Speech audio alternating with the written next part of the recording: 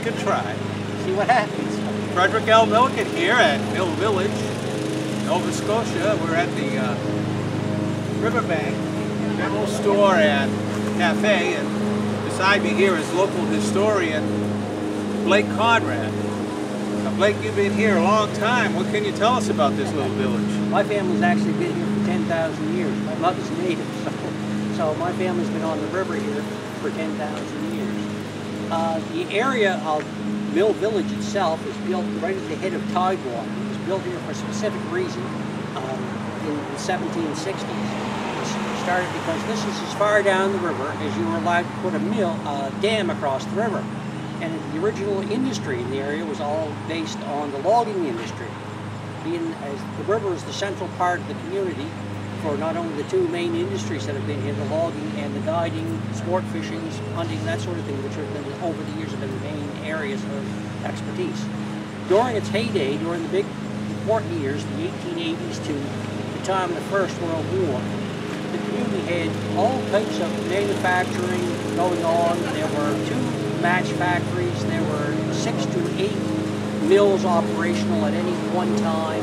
There was a furniture mill, there were grist mills, there were woolen mills, general stores, a large shipping of lumber out of this area, big barges of timber going down the river to Port Medway was shipped overseas. At that time, Port Medway was the 3rd largest, busiest port in the province, with ships going daily to all parts of the West Indies and New York. Port Medway is just down the road here.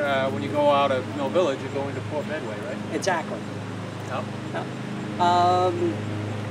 It's like, as I said, the community itself was actually settled probably in the late 1760s. The township was granted in 1759, and by 1760,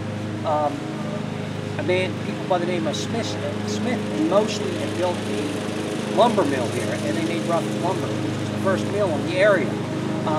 Most people assume the Macks were, because the Macks owned the community later on, but the Macks bought the property in 1764, and they took over the Mosley operations, which was actually out on the island where your grandfather's house was, out on the end of the island.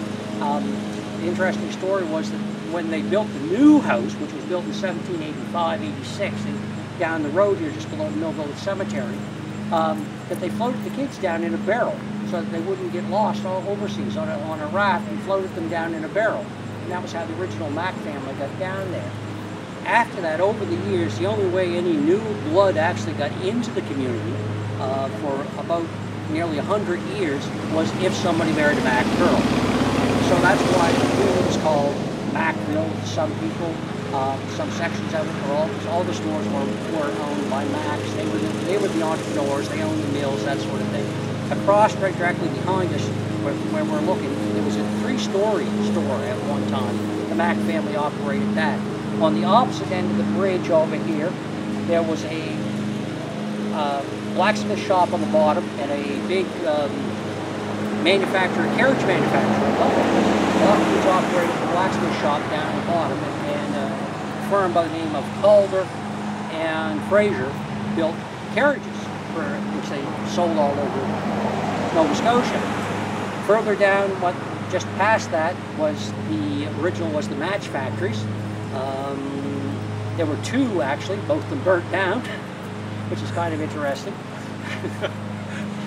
So those were operational all in this area. Further up the river behind us, there was a big Baptist church, which is now gone, where probably in your lifetime, probably when you were here last, would have been Chester Nino's pool hall, and grocery store was there.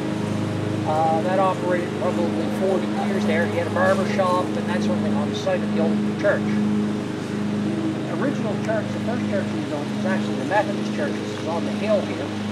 It's still standing.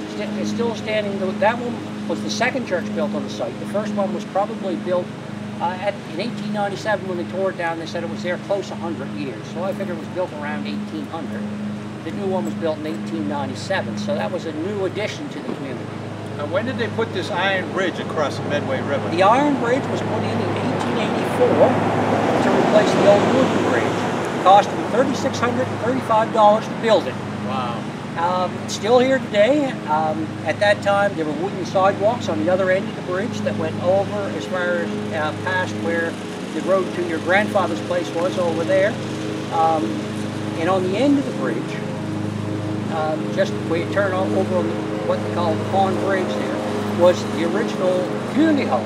It was the Finian Hall. It was built there in the late 1860s, and it was used for most of the sporting events and concerts, traveling musicians, that sort of thing would be on there. It was also one of the first indoor rinks in the province because they could back up the mill pond, flood the water right directly into the floor, and it would freeze in there, and they had a skating rink inside. Wow.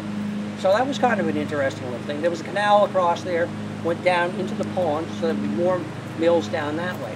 What most people don't realize about the mills had names, same as boats. So the one here directly on the end of the island, the big Davison mill, was called the Phoenix, because it rose from the ashes of the old one. The next to it was the Mac mill.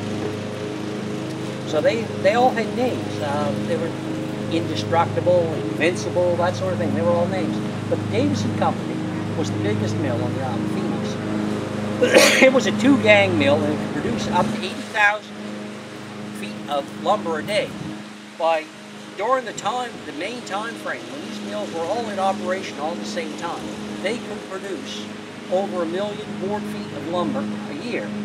Now, that doesn't sound like a lot in today's terms, but you have to remember these mills were only operational after freeze-up, so they weren't operational usually until March or April. And in the summertime, the river's too low, so they couldn't operate again. So it was in a very short period of time they did that. I interviewed different people, and they would say how the kids would run across the bridge to watch the big loads of lumber going, the big rafts of lumber going underneath the bridge, headed for Port Medway. So let us pause here for the end of part one, so we can make sure that we're getting, Yeah.